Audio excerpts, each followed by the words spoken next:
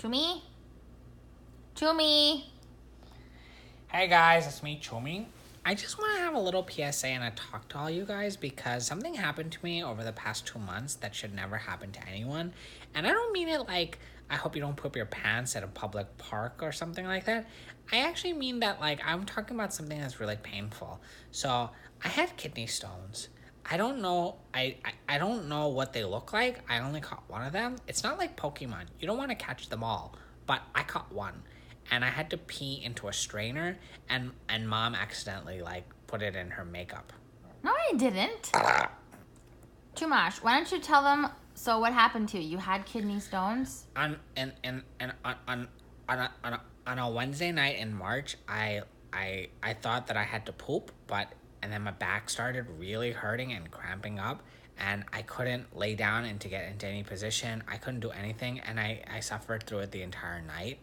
And I kept Mom awake the entire night, and I kept thinking that I had to poop. And then the next day I went to urgent care, and they said that I more than likely had kidney stone because I had blood in my urine. It was on my lower right back. It felt like someone was stabbing my back with a knife. Did you have any other symptoms? No. The pain.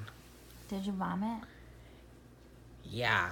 It made me feel like I had to poop, and it also makes you vomit. It like creates nausea, and it's not nice. And then most recently it happened last week, and it was on the other side. I woke up in the middle of the night. Mom heard me breathing, and she said that I was like screaming, and it started in the front of my stomach, and it felt like if I pooped, everything would be all right, like the Megan Trainor song, like everything gonna be all right tonight, but it wasn't all right tonight.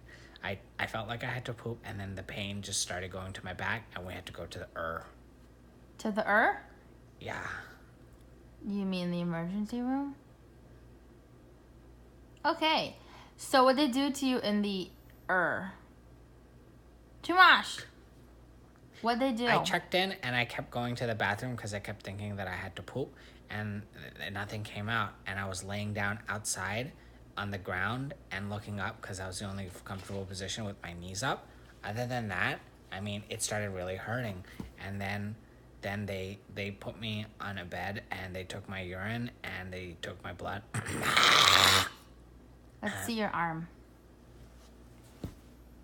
Ooh. Yeah, they took... Stop. They bruised you. They took my... Well, it wasn't because the thing was in, and I was going like this because it hurt so much.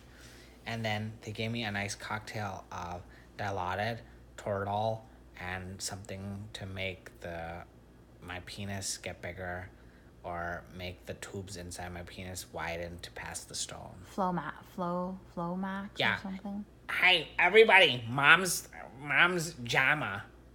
What? The Journal of American Medical Association. Read a book once, would you? So then what? So then you felt better? Well, I felt better, and then it passed, and it didn't hurt too much, but it passed, and I have been feeling better since. And this side was on my lower left back, so... Do you want to show everybody your stone? I mean, yeah. Go get it. What? Go get your stone. Hurry up, Chumash.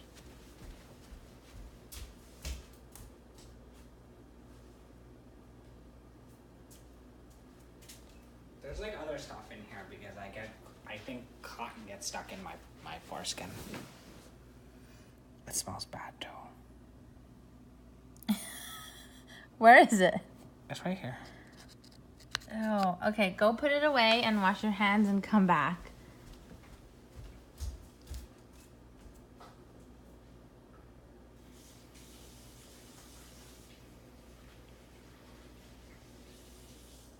My hands smell like urine. Okay, wash your hands, Chumi. I did.